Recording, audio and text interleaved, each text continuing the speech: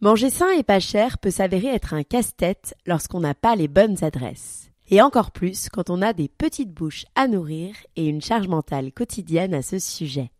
Et si je vous disais que j'ai trouvé la marque qui mêle produits aux ingrédients vérifiés et savoureux, de multiples références et des prix compétitifs tout au long de l'année. C'est là que Casidomi entre en jeu. Casidomi, c'est plus de 4000 références allant de produits pour la maison aux produits de beauté, en passant par l'alimentaire sans additifs et bio, des prix avantageux tout au long de l'année et un système d'adhésion, des saveurs uniques que l'on ne retrouve pas partout. Depuis quelques semaines, c'est donc une joie de créer de jolies recettes colorées et d'impacter ma famille de manière positive. D'ailleurs, avec le code LOWFROMPARIS20, je vous offre 20 € de réduction sur votre abonnement. Hyper intéressant. Ensemble, accélérons la transition vers des modes de consommation plus sains et respectueux de la nature.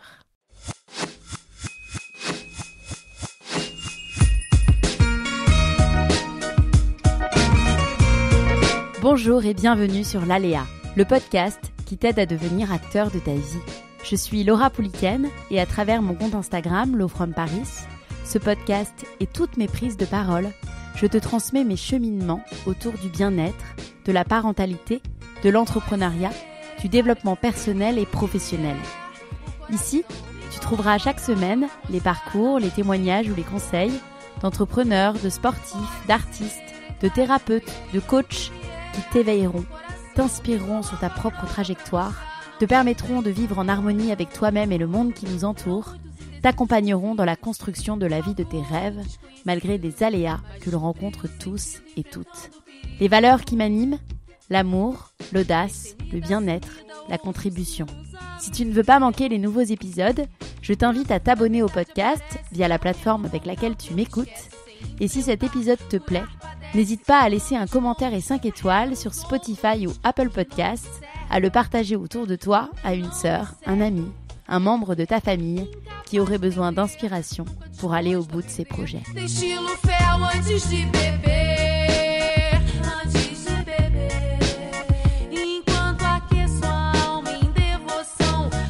60% de notre santé et 75% de notre équilibre hormonal dépendent de notre mode de vie. Les variations d'humeur, la perte ou le gain de poids, la fatigue, les soucis digestifs, le manque de libido. Les troubles hormonaux prennent des formes très variées à tous les âges de la vie et concerneront quasiment toutes les femmes à un moment de leur vie, peu importe leur statut. Cette vérité est dure à entendre, mais c'est bien le cas. Ces déséquilibres encore trop tabous proviennent majoritairement du stress, de la sédentarité ou encore de l'exposition aux perturbateurs endocriniens. En prendre conscience, c'est commencer à agir. Caroline de Blinière a fondé Millet, une marque experte, naturelle, adaptée au cycle féminin, élaborée avec un comité d'experts. Ensemble, on parle de son parcours, de son changement de vie pour entreprendre dans le bien-être, de ses difficultés et au contraire de ses plus grandes victoires dans son aventure entrepreneuriale, mais également de comment fonctionnent les hormones, de ses recommandations pour prendre soin de son équilibre hormonal et des principales idées reçues que nous entendons encore beaucoup trop sur la santé des femmes. Un épisode indispensable pour en finir avec les tabous, redevenir actrice de notre propre santé pour réussir et réaliser nos rêves. Belle écoute. Bonjour Caroline. Bonjour Laura.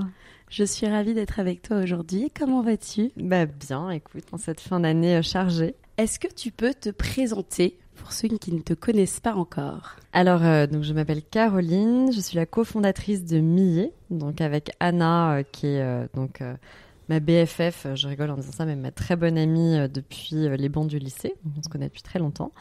Et on a décidé de fonder Millet, donc qui signifie la bonne amie en provençal, qui est une marque qui est en fait dédiée à l'équilibre hormonal féminin. Donc l'idée, c'est d'accompagner les femmes avec des solutions expertes de la puberté à la ménopause et surtout de le faire comme une bonne amie. C'est-à-dire qu'on va aborder les sujets tabous. On va parler sécheresse intime, variation d'humeur, postpartum, toutes ces réjouissances, mais surtout avec transparence, bienveillance et en ayant en tête que on puisse se confier comme à une bonne amie et accompagner les femmes à ces étapes de la vie qui ne sont pas toujours faciles.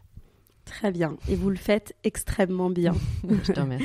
Depuis quelques mois, ou en tout cas, je vous connais. Avant de rentrer dans le vif du sujet, Est-ce que tu peux m'expliquer les moments forts de ton parcours et de ton histoire pour que l'on te connaisse mieux avant Millet, justement? Alors, pour être synthétique, moi j'ai toujours été obsédée par la beauté et le bien-être. Que c'est parce que j'avais une grand-mère pharmacienne, je sais pas, mais il y a toujours eu cette obsession de tester plein de choses et de faire des produits qui puissent faire du bien. Et j'ai travaillé donc pendant plus de 15 ans dans le bien-être et la cosmétique, donc les compléments alimentaires et la cosmétique. J'ai travaillé en France et à l'étranger dans des petites marques, des grandes marques. Et en fait, en retour de l'étranger, quand je suis rentrée donc de Dubaï où j'ai passé quelques années, j'ai eu un espèce de... Bon, je pense qu'il y avait un mix de crise du milieu de vie autour de la quarantaine, de besoin de quête de sens, de comment j'ai envie de bien vivre avec mes 3 enfants, qu'est-ce que j'ai vraiment envie de faire au fond de moi, à quoi j'ai envie de consacrer mon énergie. Vraiment, j'ai eu ce moment où j'ai eu envie de m'aligner et de trouver un projet qui soit complètement aligné avec ce que je voulais faire. Et donc à chaque fois je dis un projet on est aligné, généralement c'est un projet qui nous empêche de dormir quand on commence à creuser, c'est très bon signe. Et j'ai toujours donc travaillé dans le bio depuis 2006, donc très en amont. Donc j'ai toujours été éduquée sur les parties de perturbateurs endocriniens, de pollution environnementale, de comment on peut essayer d'avoir un monde un peu plus éthique, plus débarrassé des toxiques qui perturbent notamment l'équilibre hormonal. Et c'est là d'où est né le projet de Millet, en partant vivre dans le sud de la France avec mes 3 enfants, après un retour à Paris un peu chaotique, et que j'ai lancé ce projet. Et c'est intéressant, justement, j'allais t'en parler, tu pars à Dubaï en 2015, tu commences à travailler là-bas. Est-ce que tu peux m'expliquer justement ce que tu as constaté là-bas qui a pu te faire te tourner vers le bien-être finalement? En fait, je me suis rendu compte qu'il y avait un énorme décalage entre les pays sur justement la perception du naturel, de la pollution, du rapport aux soins. Par exemple, à Dubaï, avec un fait très marquant, c'est que les femmes pouvaient investir beaucoup d'argent dans du make-up, notamment voilà, les yeux, et puis de la lingerie, et puis des vêtements et des sacs, et que par contre, on allait acheter son soin de jour, sa crème de jour, en GMS, donc en supermarché. Et finalement, c'est peut-être un peu réducteur de dire ça, mais plus une économie est mature, plus on va se pencher un peu sur les problématiques de soins, de pollution, de comprendre ce qui se passe dans notre corps. Et ces nouveaux marchés étaient inondés. Voilà, il y avait vraiment pas cette culture du soin. Et donc moi, ça m'a marqué. Et puis surtout, il y avait aussi ce besoin de revenir à des choses plus naturelles, sûrement en rentrant de Dubaï. Mais j'ai vraiment eu besoin de revenir habiter un peu dans la nature, de retrouver les marques avec les enfants qui posaient la question tous les 2 jours. Ça, c'est de la vraie herbe, c'est de la vraie neige? Oh, dans Dubaï, j'ai dit oui, c'est de la vraie. Et il y avait peut-être un peu ce fil rouge. Mais c'est vrai que surtout, je pense que le fait de bouger, de sortir de sa zone de confort, de plus avoir de repères, ça donne aussi un peu le sentiment que tout est possible. En France, on a aussi un état d'esprit qui est finalement souvent assez prudent, très analytique. On va mettre du temps à analyser les choses. Dans le travail, ça se ressent beaucoup. Et on nous dit souvent, vous êtes très analytique, bravo. Mais par contre, il y a parfois un manque de prise de risque, d'esprit entrepreneurial, de valoriser un petit peu l'instinct. Et je pense que c'est 2 phénomènes concomitants qui ont donné cette envie. Et puis après, il y a les fameuses synchronicités, auxquelles je crois beaucoup, parce que le retour à Paris était compliqué, un peu chaotique pour être honnête. Plus envie de vivre à Paris, plus envie d'élever mes enfants à Paris. Alors je suis parisienne pure souche de base. Et en fait, ce qui est assez étonnant, c'est que le moment où mon projet a commencé à mûrir, en me disant est-ce que je vais faire d'abord des accompagnements de médecine alternative, j'ai beaucoup pensé, ou des produits, puis je me suis dit il faut vraiment que je fasse ce que je sais faire. Et là, j'ai commencé à rencontrer un dîner, quelqu'un qui était spécialisé dans les gels intimes bio et qui avait un super actif qui était révolutionnaire. Et puis le dîner d'après, ou 3 jours plus tard, je sais pas, un événement, je rencontre... Et en fait, j'ai une série de synchronicités qui m'ont vraiment poussée à mettre à jour ce projet, parce qu'on hésite toujours un peu quand on est dans le confort des postes et des moquettes des grosses boîtes, mais effectivement je regrette pas parce que ça m'empêchait de dormir. Toujours écouter les synchronicités. J'y crois beaucoup. Est-ce que tu peux m'expliquer les premières étapes de mise en place de cette entreprise? Alors la première étape, je pense la plus longue, la plus ingrate et en même temps la plus indispensable, c'est quand justement tu es chez toi à te poser toutes ces questions. Et pour vous remettre un peu dans la chronologie, J'ai quitté Paris donc fin 2019, donc juste avant la première vague de Covid. Donc on venait de s'installer, donc c'était génial parce que par contre on avait de l'espace. Mais en revanche, tu te retrouves à travailler sur un projet dans un cadre de crise mondiale où déjà tu commences à travailler seul et là tu es coupé de tout lien, voilà, même de bureau, et tu travailles un peu le soir, t'es un petit peu là. Est-ce que ça a vraiment du sens? Est-ce que c'est vraiment utile là, mon équilibre hormonal au milieu de cette crise sanitaire? Et en fait, ces moments très fragiles où il y a beaucoup de remises en question et on va beaucoup se questionner le sens, la mission, qu'est-ce qui différencie, qu'est-ce que je vais apporter. Je pense que le Covid l'a encore exacerbé dans l'exigence. Et au début, t'es toute seule, quoi, entre guillemets. Alors, ce qui est drôle, c'est que Anna, qui m'avait poussée à me lancer sur le projet, parce qu'évidemment, on communiquait beaucoup, m'a présenté divers associés potentiels avec qui ça n'a pas fonctionné jusqu'à ce qu'elle me rejoigne par crise de sens pendant la crise du Covid et qu'elle décide enfin de démissionner. Mais au début, on est très seul, on est complètement dans la remise en question permanente. On a beaucoup de travail, il n'y a rien de concret, c'est extrêmement ingrat. Mais je pense que c'est une étape nécessaire pour savoir si on veut aller au bout du projet. Parce que ce projet, après, c'est un marathon, il faut le tenir. Alors, évidemment, il y a beaucoup plus de choses. Moi j'aime beaucoup l'opérationnel, j'aime beaucoup voir les choses vivre, j'aime beaucoup développer une équipe, voir les gens embarqués par la marque, c'est des satisfactions qui sont énormes. Mais ce moment de doute intense, il est hyper important de le creuser et de ne pas le balayer d'une main parce que je pense que c'est vraiment tout le socle du projet. Et que parfois, en entrepreneuriat, on a tendance à aller un peu vite sur un business plan avant de vraiment creuser le sens et le pourquoi du comment, quoi. Qu'est-ce que j'apporte? Et qu'est-ce que tu as trouvé, on va dire, de plus facile et plus difficile jusqu'à présent dans la mise en place et même dans la continuité du projet? Alors, le plus difficile, pour commencer par ça, c'est être seul. Moi qui pensais être un être un peu asocial qui ait besoin pour me recharger d'être seul, se mettre à travailler vraiment seul, et j'ai été seule pendant quasiment 1 an sur le projet. En fait, c'est assez dur. Alors, je sais pas si c'était un mix avec le Covid et tout, mais j'avais vraiment ce besoin d'échanger, de décharger le stress. Donc, il y avait Anna qui était quand même pas mal en behind the scenes. Mais par exemple, le jour où on a eu notre première stagiaire avec Anna, mais c'était le Teresa. Donc, ça a changé notre vie, quoi. Donc, il faut pas sous-estimer la puissance des équipes. Et je pense qu'on est vraiment plus fort à 2 dans l'entrepreneuriat. Ouais. Ça, j'en suis à 2 ou plus. Mais ça, j'en suis persuadée. J'ai beaucoup d'admiration pour les entrepreneuriats solo parce que je trouve que ça change tout. C'est déjà compliqué à gérer en vie pro-perso. Il faut bien s'entourer, quoi. Il faut avoir vraiment des personnes qui font comme toi, avec lesquelles tu peux échanger, partager tes victoires, tes échecs, tout. Ouais, et puis ne pas hésiter à même avoir, on disait un stagiaire, une alternante. Il y en a beaucoup qui me disaient, ah oui, mais ça me crée une contrainte, je travaille de chez moi. Moi, j'ai commencé à travailler de chez moi, dans ma maison.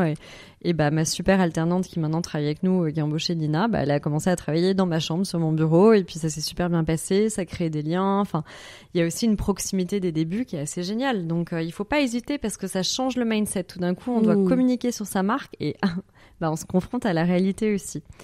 Et le plus facile, pour revenir au cycle, et finalement, moi, je pense que c'est un fil rouge de mon expérience, c'est vraiment de pouvoir se reconnecter plus à son énergie. Parce qu'évidemment, on travaille beaucoup en entrepreneuriat, mais il y a quand même une certaine forme de liberté qu'on a plus que dans le cadre de salariat. Et résultat, parfois, on a des énergies un peu contraires. On peut être dans un jour, on se dit, là, c'est vraiment pas le jour où j'ai envie de faire les choses rébarbatives, de traiter mes factures et tout. J'ai une envie de communiquer, d'aller voir les gens, j'ai envie de faire des brainstorming. Et en fait, on peut beaucoup plus surfer sur ces énergies un petit peu cycliques, en fait, que dans la vie réelle.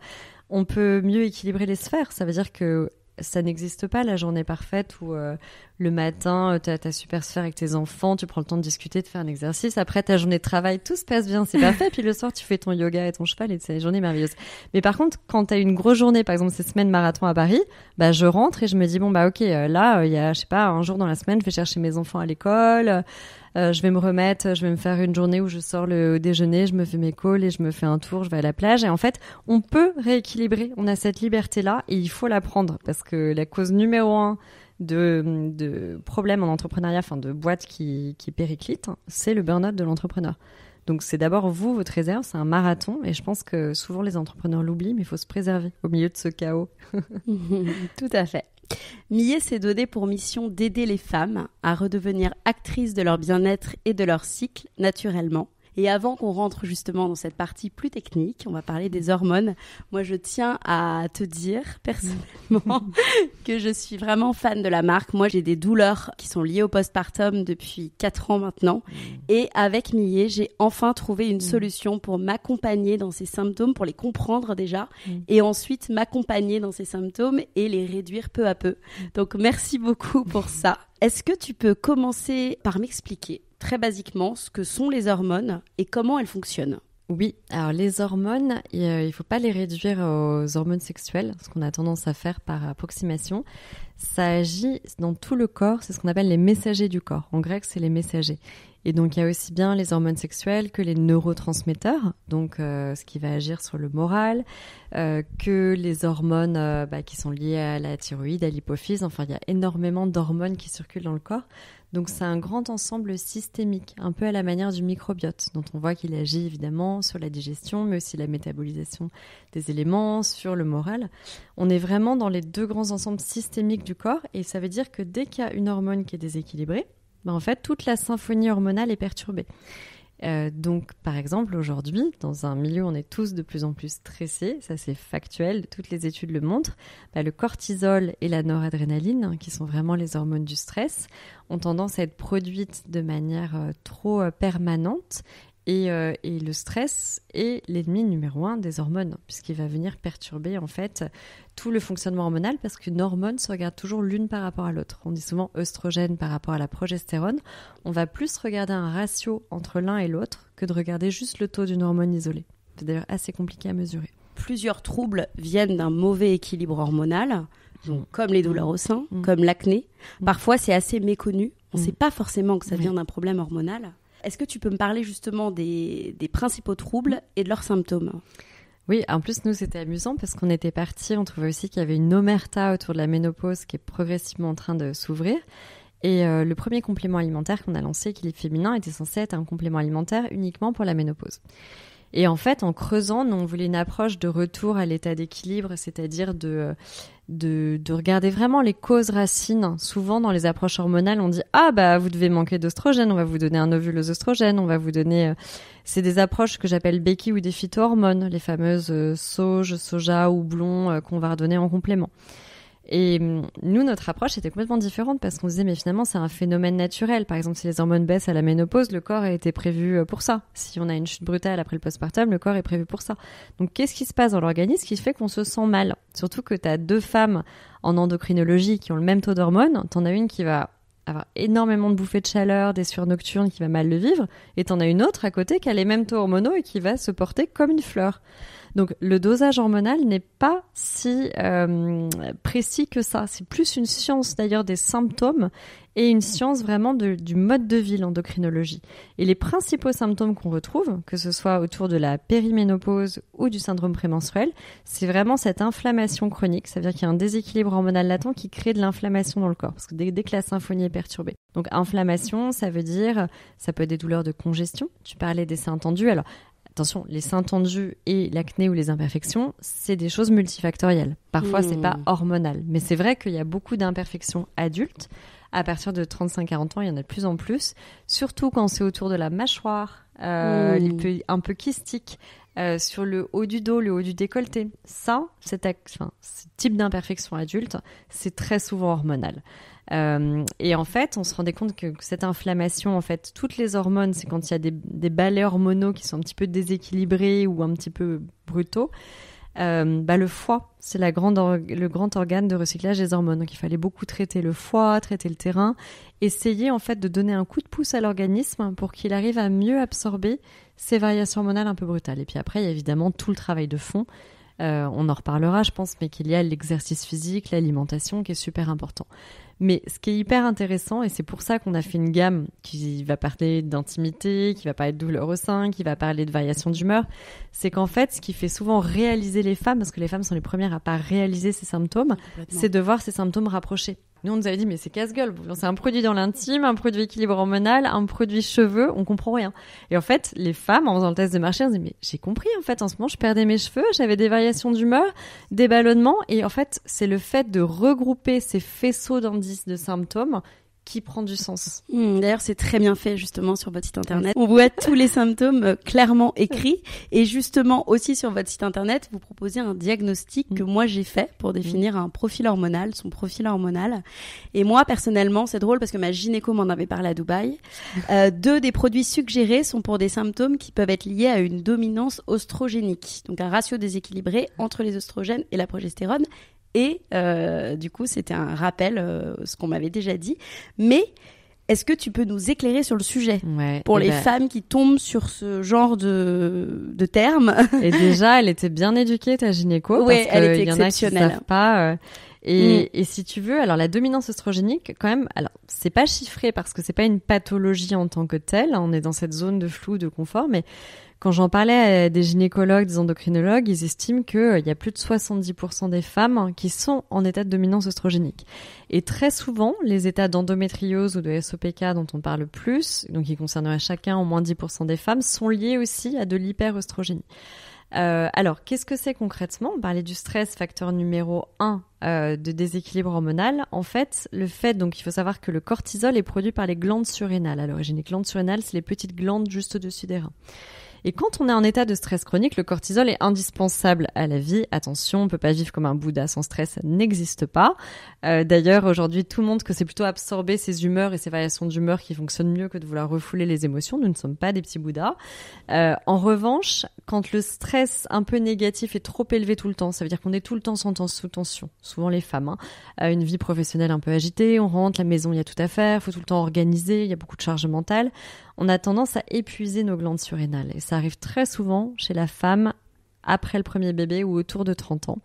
Et en fait, cette production un peu trop intense et continue de cortisol, alors que le cortisol est fait pour fonctionner par vague, va faire que les glandes surrénales vont s'épuiser. Et dans ces cas-là, le ressource de l'organisme, parce que si on n'a pas de cortisol, on meurt, on ne peut pas vivre sans cortisol, ça va être de dégrader la progestérone en cortisol.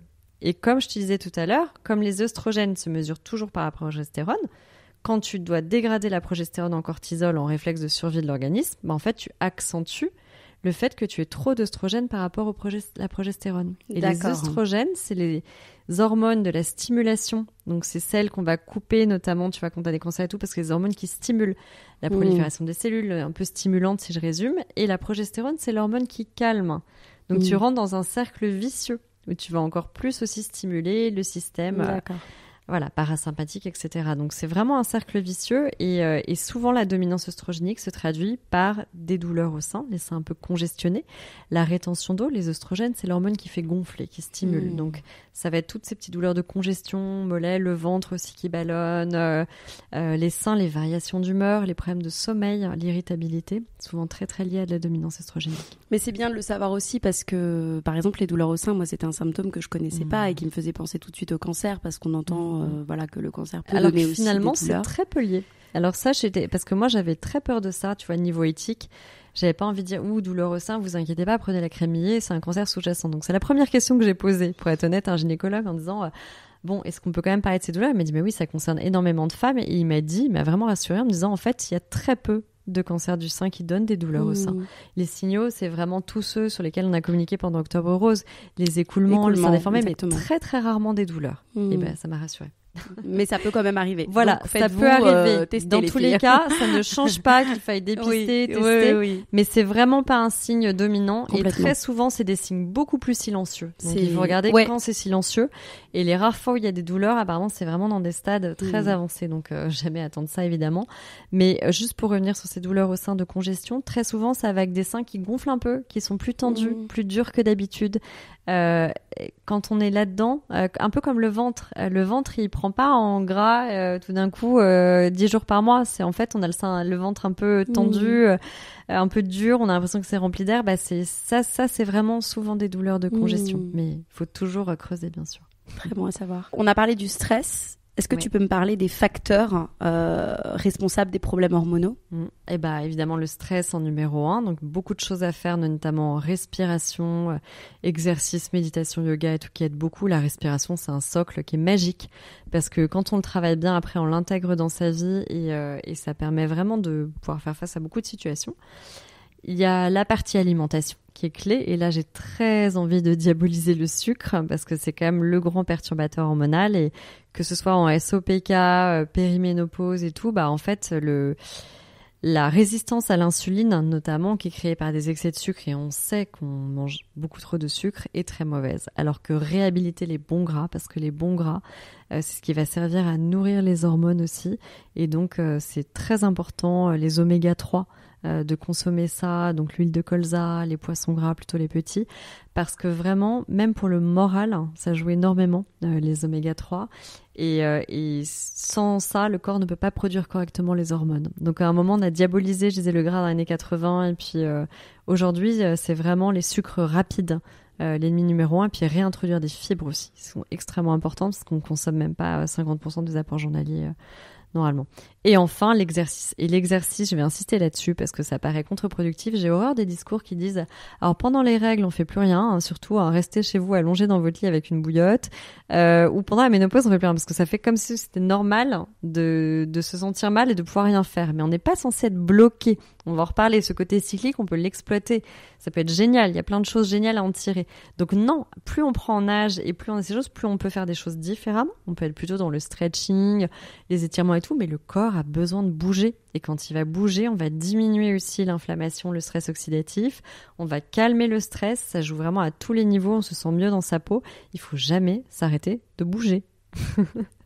Et d'autant plus en périménopause. Le renforcement osseux, c'est vraiment hyper important. Est-ce que la marche fait partie du fait de bouger? Ouais. Et déjà, même sur le cerveau, le stress, parce que maintenant on y vient de plus en plus. Avant, on parlait que du côté esthétique du sport. Aujourd'hui, moi, je sais que même quand je bloque sur une idée, de prendre l'air, d'aller marcher 20 minutes, une demi-heure, ça réactive plein de zones dans le cerveau. Et quand on revient, on a les idées beaucoup plus claires. Et on parle de plus en plus des walking meetings et tout ça. Moi, je oblige les filles au bureau à se faire un petit tour. On a la chance d'avoir la forêt en bas du bureau. Mais vraiment, c'est hyper important. Ça aère énormément le cerveau. Et oui, la marche est très importante. En fait, surtout avec l'âge et les femmes, il faut savoir qu'on a tendance à perdre en qualité osseuse. Et donc, en fait, il faut avoir des micro-chocs pour renforcer. Comme quand on avait mal au dos avant, on disait, vous avez mal au dos, bougez pas, surtout, restez... en fait, on dit tout l'inverse, tout le contraire aujourd'hui. Et la sédentarité, c'est aussi un des ennemis numéro 1 de tout, la santé. Donc, bouger. Prendre des calls en marchant, par exemple. Prendre des calls en marchant. Je pense que la vie au bureau va beaucoup changer. Ouais. Avec notamment plus de télétravail. Alors, les bureaux debout, c'est pas forcément l'idée du siècle, mais le fait de au moins bouger, de faire ces walking meetings, d'avoir des espaces de vie, on est plus amené à bouger. On n'est pas assis toute la journée. De se retrouver dehors, de se lever régulièrement. Enfin, c'est vraiment très important. Il y a beaucoup de bureaux maintenant qui intègrent des cours de yoga, de pilates et tout. C'est essentiel. À tous les niveaux. J'ai envie de reparler un petit peu du stress, justement, avec toi, qu'on s'arrête vraiment sur ce phénomène de société assez majeur, qu'on se le dise. Est-ce que tu peux m'expliquer un petit peu plus en détail les effets du stress sur l'organisme et comment on peut concrètement agir sur le niveau de cortisol pour le diminuer ? Alors, donc les effets, ça va être déjà ce déséquilibre et cette inflammation. Donc ça, tu l'as compris, parce que quand on sécrète trop de cortisol trop longtemps, le stress n'est jamais un problème s'il est isolé. On a un gros stress, une journée, ça nous arrive à tout le monde, peu importe, ça fait partie de la vie. Le stress est mauvais quand on ressent un stress négatif trop longtemps. Les fameuses choses qui nous empêchent de dormir, où on se sent toujours dans un état... un petit peu dépassé un peu tout le temps sous tension, quand on a des réflexes trop développés et tout, quand on n'arrive pas à relâcher le fameux lâcher prise, là c'est pas bon. Ça veut dire que c'est quand on soumet trop longtemps l'organisme à un stress chronique que c'est pas bon. Et ça c'est très caractéristique de nos sociétés. Les premiers conseils, c'est vraiment déjà l'exercice. Il y a beaucoup de gens pour lesquels ça fonctionne très bien. Ça veut dire s'aérer. En hiver, là comme on est aujourd'hui, où nos heures de soleil sont très limitées, le soleil, c'est hyper important. C'est-à-dire dans les pays du Nord où ils ont presque pas de soleil, ils font des bains de soleil obligatoires et de la vitamine D, je veux dire, ils sont extrêmement importantes pour garder le mental. On en a besoin. L'alimentation, il y a plein d'aliments qui favorisent la bonne humeur. Il y a des molécules géniales. Nous, on travaille avec le safran notamment. C'est absolument magique comme ingrédient. Il y a des études qui montrent que le safran est plus efficace que beaucoup d'antidépresseurs et c'est souvent prescrit en sevrage d'antidépresseurs. Donc il y a vraiment des aliments naturels on parle pas de placebo, hein, on parle de vraies études sérieuses. Après il y a tout ce qui est tryptophane par exemple, donc ça va être dans la banane, le lait, le chocolat noir. Il y a vraiment beaucoup d'ingrédients aussi qui vont booster un peu ces molécules du bonheur. Et puis après, on en parlait tout à l'heure, vraiment la respiration et puis équilibrer ses sphères. Je pense que c'est très important. En fait, on est souvent stressé chroniquement quand il y a une peur qu'on n'a pas identifiée ou alors qu'on se sent coincé dans un schéma. Et le fait de s'ouvrir des possibilités, de dire là, il faut vraiment que j'ai une sphère sociale assez développée. Enfin, en tout cas, j'ai besoin de ça. Et même si j'ai beaucoup de travail, je vais quand même aller à ma soirée. Je vais quand même faire ça, ou j'ai besoin de me recentrer sur ma famille. C'est très important de garder ça en tête parce que je pense que c'est un équilibre de vie. Et je sais pas si tu as vu le livre Good Life qui est sorti récemment. Non. Alors ça, je le conseille à toutes. The Good Life, c'est la synthèse d'une étude longitudinale qui a duré plus de 80 ans. Aux États-Unis sur les facteurs clés du bonheur. Et donc, en fait, c'est hyper rare qu'on ait suivi plus de 700 personnes qui sont restées avec leurs descendants plus de 80 ans sur une même étude. Et on voit que vraiment, le bonheur est pas du tout dans l'argent. Bon, ça, on s'en doutait, mais l'argent, ça influe énormément sur le bonheur quand on en a vraiment pas assez, qu'on est toujours à fin de mois à se dire comment je vais clôturer le mois et qu'on est à 50 € par mois près. Oui. Mais une fois qu'on a passé ce stade, en fait, l'incrémental ne joue pas. Qu'on soit multimilliardaire ou classe moyenne, ne joue très très peu. En revanche, les relations sociales, ça veut dire même les small talk. Ils ont dit ça, c'est-à-dire de se retrouver, le petit discours qu'on va en marché avec un tel, son boulanger, peu importe. Et puis le fait d'échanger, de communiquer, d'avoir du sens en fait. L'être humain a d'abord besoin de relations sociales et de sens. C'est absolument énorme parce que tout le monde, on peut pas avoir toute sa vie une vie amoureuse hyper épanouie et tout, mais on peut toujours rechercher le beau, le sens, être aligné. Et c'est vraiment ce qui semble les facteurs clés de bonheur et donc finalement de diminuer le stress. Ce qui est rappelé aussi, je sais pas si tu as vu le documentaire Les Zones Bleues sur Netflix. Ah non, j'ai pas vu. C'est incroyable. C'est un journaliste américain qui fait une étude sur 5 zones dans la planète où les gens sont centenaires. Et en fait, il explique pourquoi, en fait, il analyse les facteurs qui font qu'ils sont centenaires. Et il y a énormément ce que tu dis, les liens sociaux, c'est une des grandes bases. Sociaux. Il y a liens sociaux, s'engager dans des associations, et puis évidemment l'alimentation, l'exercice physique. Mais c'est hyper intéressant. Si on parle un petit peu de la compo des produits, Millet propose des soins et compléments alimentaires, je le rappelle, naturels et bio, vegan, fabriqués en France, sans phyto-hormones ni perturbateurs endocriniens suspectés.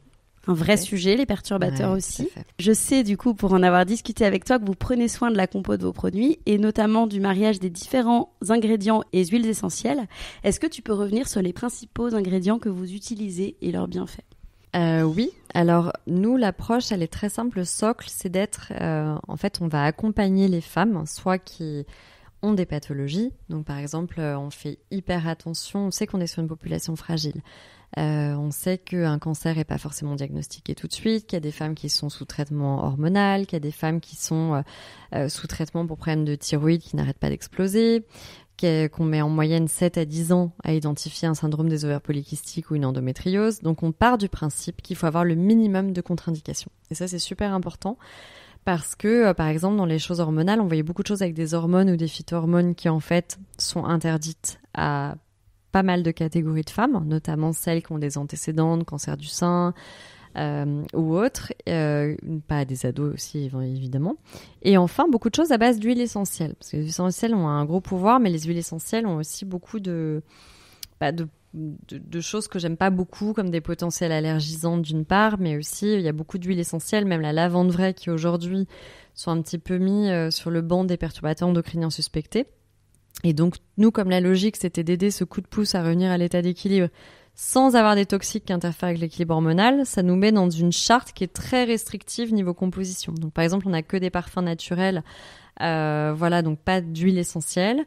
On s'interdit ça. On fait hyper attention à le minimum de contre-indications. On regarde des ingrédients qui fonctionnent bien ensemble et bien dosés. On a souvent des plantes adaptogènes, ça j'aime beaucoup. Il faut savoir que sur plus de 20 000 plantes médicinales, il n'y en a que 20 qui sont identifiées en adaptogènes. Et c'est souvent les plantes sur lesquelles on a le plus de recul, le plus d'études. Et je trouve ça hyper intéressant au niveau du cycle, parce que ces plantes-là, c'est celles qui vont le plus s'adapter aux besoins de l'organisme. Donc parfois, on peut avoir des cycles où on a presque trop d'énergie, trop d'irritabilité, on est trop up. Et puis parfois, on est complètement à cette fatigue. Et des plantes comme l'ashwagandha, la rhodiole vont avoir cette capacité de se rendre soit énergisante quand on manque d'énergie, soit justement calmante et régulatrice quand on en a un peu trop, que ça déborde. Et c'est des plantes sur lesquelles il y a pas mal d'études, de recul, donc que j'aime bien, qui sont assez étraînées, qui fonctionnent bien entre elles. Et puis après, on essaye surtout de regarder comment on peut aider. Par exemple, la mélisse est super intéressante pour les crampes abdominales, un côté un petit peu antispasmophile, calmant. On regarde, par exemple, quand on a des problèmes de sommeil pendant les cycles, comment ça se passe. Est-ce que c'est des difficultés d'endormissement ou est-ce que c'est plutôt des réveils pendant la nuit ou un réveil trop tôt? Souvent, c'est plutôt des réveils pendant la nuit ou un réveil trop tôt. Donc, ça va pas être les mêmes profils de plantes que les plantes de l'endormissement. Donc, en fait, c'est vraiment un travail d'orfèvre de décortiquer les symptômes, ce qui se passe dans le corps, et puis d'essayer de prendre les plantes avec le moins de contre-indications, sans phytohormones justement pour convenir à toutes les femmes sans contre-indication, et puis de faire les meilleures associations, tu vois. Par exemple, le magnésium, moi j'adore, je me drogue au magnésium depuis des années, ça me fait beaucoup d'effets, et donc on voulait vraiment faire un super magnésium, on conseille d'alterner les formes, avec 3 formes de magnésium différentes. Enfin, après c'est du bon sens, on se pose d'un côté avec des experts, de l'autre côté des femmes, et on regarde ce qui est pas trop difficile à prendre et ce qui convient le mieux, quoi. Je viens de finir ma boîte de magnésium, j'ai vraiment vu un avant et un après, franchement. Est-ce que tu peux me parler un petit peu des perturbateurs endocriniens justement oui, tu as raison. Avec Ouais, c'est un grand sujet. D'ailleurs, c'est une de mes névroses de base pour lequel j'ai lancé. En fait, pour moi, c'est cette menace invisible qui m'a toujours vachement inquiétée parce que on parlait de dominance œstrogénique tout à l'heure. On parle beaucoup de perturbateurs endocriniens. Ce qu'on sait moins, donc les perturbateurs endocriniens, c'est ce qu'on va retrouver dans des produits ménagers, dans les plastiques, dans les emballages plastiques, dans les cosmétiques aussi, et qui va potentiellement interférer avec notre système endocrinien. Le système endocrinien, ce sont les hormones. Et le problème, c'est que tu as plus de 70% a priori estimé de ces perturbateurs endocriniens qui seraient des xénostrogènes. Ça veut dire qu'ils vont spécifiquement cibler les œstrogènes. Donc aujourd'hui, quand on regarde les zones les plus chaudes, les points de pollution, on peut voir qu'il y a une féminisation des poissons, par exemple, quand il y a les eaux un peu salies de certains types d'usines riches en perturbateurs endocriniens. Le cancer du sein augmente même chez l'homme. On est passé de 1 à 2%, j'ai entendu récemment. Ah oui. Je ne sais pas si ça a été exact, mais donc les hommes qui ont des œstrogènes, mais beaucoup moins d'œstrogènes, donc ça veut quand même dire qu'on cible les pubertés précoces chez jeunes filles qui ont avancé de 2 ans en l'espace d'une génération. Donc on est forcément, quand tu vois des choses augmenter très fort, la thyroïde, le cancer du sein, on le rappelle, on a fait quand même fois 2 en l'espace de 30 ans. Donc c'est de mieux en mieux soigné, heureusement, de mieux en mieux dépisté. Mais x2 en l'espace de 30 ans, ça veut dire qu'il y a l'exposome, c'est-à-dire l'exposition environnementale, qui a forcément un rôle très fort. Et les perturbateurs endocriniens sont également très suspectés dans le cadre du syndrome des ovaires polykystiques, de l'endométriose, maintenant, je l'ai vu récemment, les phtalates au niveau des naissances prématurées. Il y a de plus en plus de naissances prématurées. J'ai lu une étude récemment qui disait qu'en baissant de 5% le taux de phtalates, on pouvait réduire le nombre de naissances prématurées. Donc, il y a quand même des suspicions qui n'en sont plus d'ailleurs de plus en plus fortes, des décrets qui passent. En pharmacie, en 2022, on était censé afficher dans les produits intimes, les produits qui contenaient des perturbateurs endocriniens. Il n'y a pas grand-chose qui se passe. Il n'y a pas de normes, il n'y a pas de label. On est plutôt à flouter sur les 90% d'ingrédients naturels alors que tout le monde s'en fout. Ce qui compte, c'est ce qu'il n'y a pas dans un produit. C'est pas le X% d'eux parce que je te rajoute un peu de poudre d'aloe vera et le tour est joué. Et en fait, ça, je trouve que c'est vraiment un sujet de société parce que quand on voit l'inertie, même pour les enfants, les jouets qui contenaient des phtalates, dont on sait que c'est très mauvais. C'est surtout très mauvais à des périodes comme la puberté, la jeune enfance, tout ça, c'est les moments où il y a des organes en période de développement. Et malgré tout, il y a une inertie réglementaire sur ce sujet qui est absolument folle. J'entends toujours arguer oui, mais c'est la dose qui fait le poison et nous, on a des doses réglementaires. Mais en fait, c'est même pas vrai dans les perturbateurs endocriniens. Il y a une courbe en U. Parfois, on peut être sous-exposé comme surexposé. Et quand on voit ce qui se passe, toutes les stats au niveau thyroïdien, puberté précoce, etc., c'est dangereux. On a des périodes de vie exposées aux hormones qui sont de plus en plus longues. Un environnement où on est très soumis aux hormones, l'eau du robinet. Moi, je conseille à tout le monde de filtrer. Tu parlais des gestes santé. Il y a notamment les filtres au charbon actif qui sont quasiment les seuls actifs sur les hormones. Mais il faut savoir que quand on a des contraceptifs hormonaux et tout ça, on le rejette dans les eaux usées, les toilettes, et qu'aujourd'hui, un Veolia n'est pas capable de filtrer les hormones. Donc en fait, on se retrouve à ingérer de plus en plus d'hormones via l'eau du robinet et on n'a pas défini vraiment de seuil, mais il y a une accumulation. Donc je trouve ça très important d'être au courant et les quelques gestes filtrés au charbon actif l'eau, filtré, aéré, la cosmétique, les études récentes, parce qu'il faut savoir que les perturbateurs endocriniens, c'est une science très récente. Le terme a été inventé dans les années 90, donc c'est très récent. Et en fait, on se rend compte aussi que les cosmétiques non rincés, c'est-à-dire celles qui restent longtemps en contact avec la peau est le plus grand organe du corps, donc il y a une surface qui est forte, et en fait, on se rend compte qu'il y a un impact très fort sur le taux de perturbateurs endocriniens dans les urines quand on trie sa cosmétique. Donc c'est pas du tout anodin. Les produits ménagers, bien aérés, il y a beaucoup de choses à faire, mais c'est un sujet dont on devrait encore plus parler, parce que maintenant on sait, on peut pas dire qu'on ne sait plus. Toi, qu'est-ce que tu fais personnellement pour essayer justement Moi, je suis obsédée depuis très longtemps. Mais après, il y a des moments, j'étais carrément tombée dans de l'éco-anxiété très forte, pour tout te dire. Donc, il faut savoir vivre dans ce temps. On ne peut pas vivre dans une grotte, loin des microparticules de plastique qu'on respire tous les jours.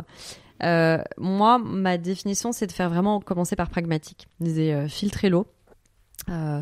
Quand on a la chance de pouvoir faire une rénovation de son appartement et tout, plutôt mettre des parquets, des carrelages, que des moquettes, surtout pas les linos, les trucs riches en formaldéhyde. Les meubles, essayer tant que possible de prendre du durable, plutôt des bois bruts que des bois justement agglomérés. On sait qu'il y a plein de particules de perturbateurs endocriniens, surtout dans la chambre des enfants, donc on va respirer beaucoup. Après, tout bête, mais aussi bien aéré, ça c'est aussi important parce que c'est ce qui stagne, qui va être émis, notamment des cols et tout ça qui va beaucoup, on sait toujours que la pollution intérieure est pire que la pollution extérieure.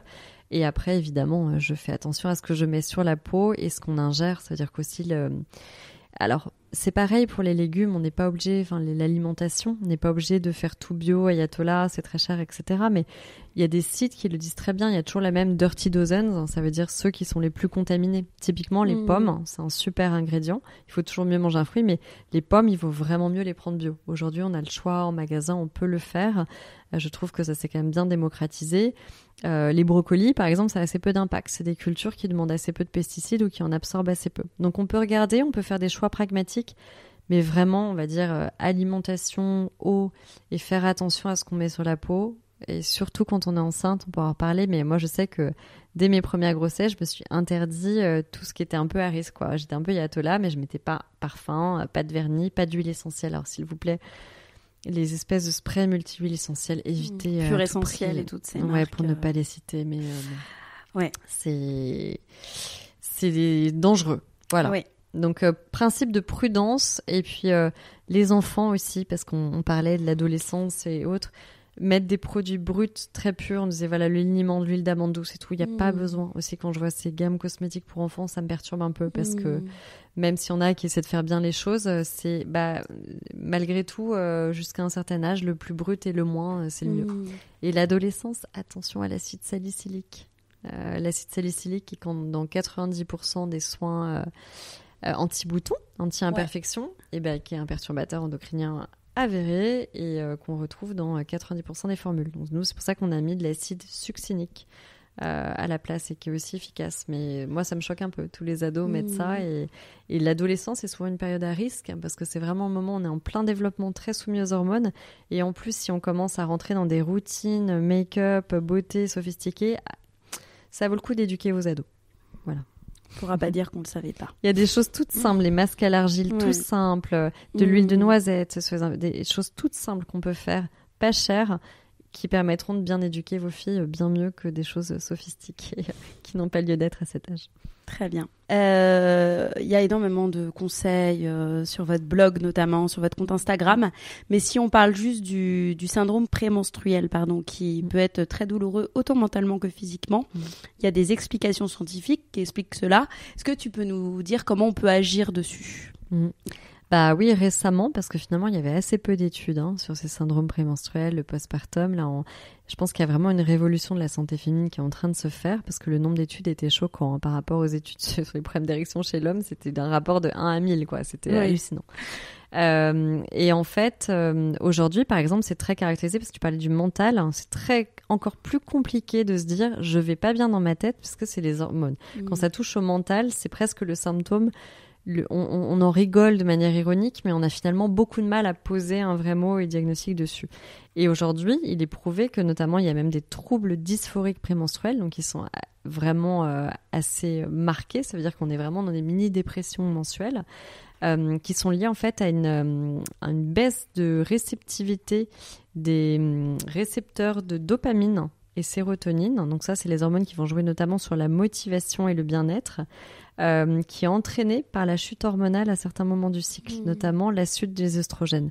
Et donc, on est en train d'observer tous ces phénomènes. Et donc, s'il y a ça, ça veut dire que logiquement, quand on sait qu'on a tendance, moi j'étais vraiment dans la team tristesse et sensibilité exacerbée, et en fait, quand on peut jouer sur la dopamine, avec le fameux produit, le magnésium, le super magnésium qu'on a travaillé, ça va vraiment, c'est que des plantes qui sont reconnues pour être des précurseurs de dopamine et de sérotonine.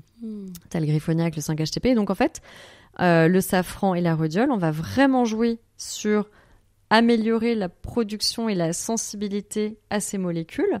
Et tout d'un coup, alors je dis pas qu'on change la vie, on voit tout en noir, on devient tout en rose, mais au moins, ces périodes où on ne se reconnaît plus, on se dit mais pourquoi je suis aussi sensible, pourquoi je me sens triste, alors que je suis mieux toutes mes amies, je me sens pas comme d'habitude, je me sens pas moi-même, qu'est-ce qui se passe, voilà.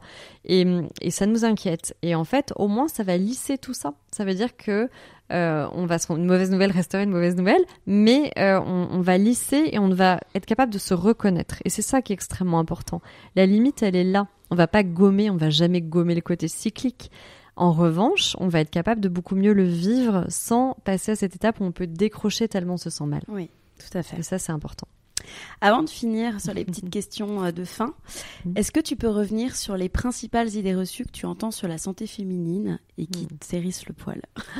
Il y en a beaucoup. En commençant, on a parlé à demi-mot, mais c'est normal d'avoir mal. Donc, c'est un des premiers posts qu'on a fait sur Millet, insupportable. Non, c'est jamais normal. Et voilà, il faut pas rester quand on a mal, il faut agir. Justement, il faut pas se dire aujourd'hui je suis pas bien et je reste bloqué chez moi. Ça, je trouve pas ça logique. Les idées reçues, c'est de la même chose, c'est-à-dire de dire on doit subir en fait Dame Nature et compagnie. Mais non, mais ça c'est terrible parce que quand on regarde à l'échelle de la société, tu lis des livres, les livres sur la ménopause, ça va être super intéressant, l'acceptation sociale. Il y a des sociétés, des tribus où c'est hyper valorisé. Alors effectivement, il y a des moments du cycle où on est plus sensible. Les Américains qui sont hyper pragmatiques ont écrit un livre qui s'appelle In the Flow, où tu vas voir que à cette phase-là, ta phase lutéale, tu vas être plus sociable, plus ouvert vers les autres. Donc on te conseille plutôt de faire des événements, d'aller vers les autres et d'exploiter cette force. Alors que ta phase folliculaire, tu vas avoir tendance à être plus dans la sensibilité, donc c'est peut-être plus le moment de regarder. Enfin voilà, on a des énergies qui varient pendant le cycle, mais je pense que on a ce côté très féminin aussi, on a une multiplicité d'énergies et de facettes qui est vraiment un potentiel à utiliser. Donc, on ne doit jamais, que ce soit en syndrome prémenstruel, en postpartum ou autre, se sentir vraiment limité. Il y a des phases de vie. On a un corps qui est capable de faire et d'absorber des choses extraordinaires et qui va passer à différents états d'équilibre, avec parfois des petites montagnes russes au milieu.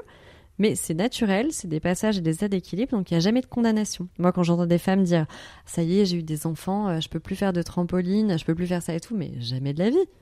Pas du tout. Le corps, il se rééduque, donc on doit toujours être bien et on n'est jamais condamné en tant que femme. Très bien.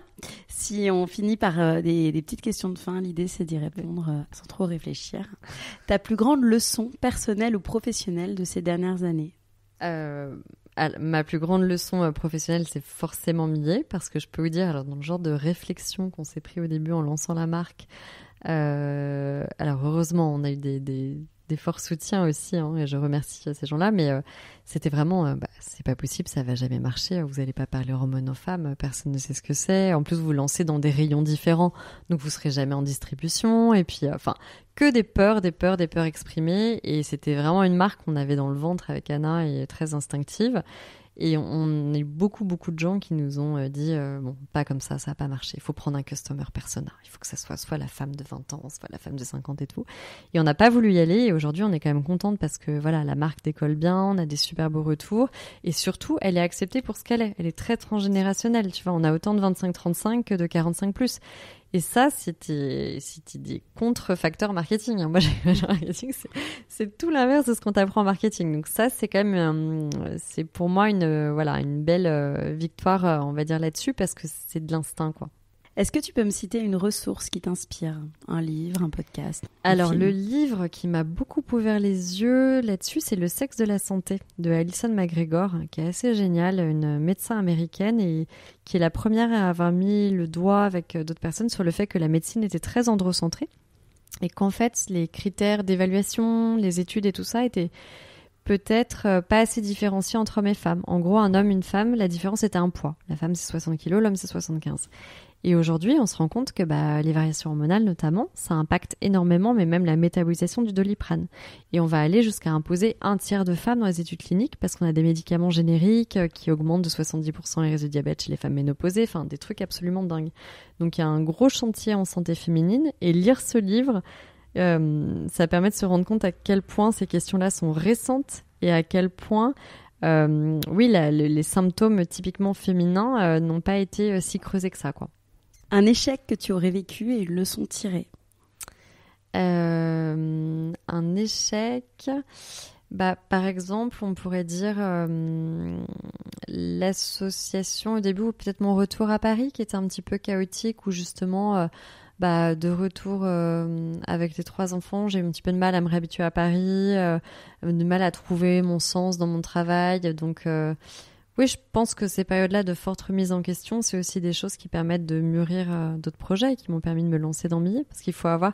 Je dis toujours, c'est un mélange, toutes les émotions, il faut les utiliser. La frustration, la colère, il faut savoir la reconnaître et l'identifier aussi pour en créer quelque chose. C'est des énergies qui peuvent servir.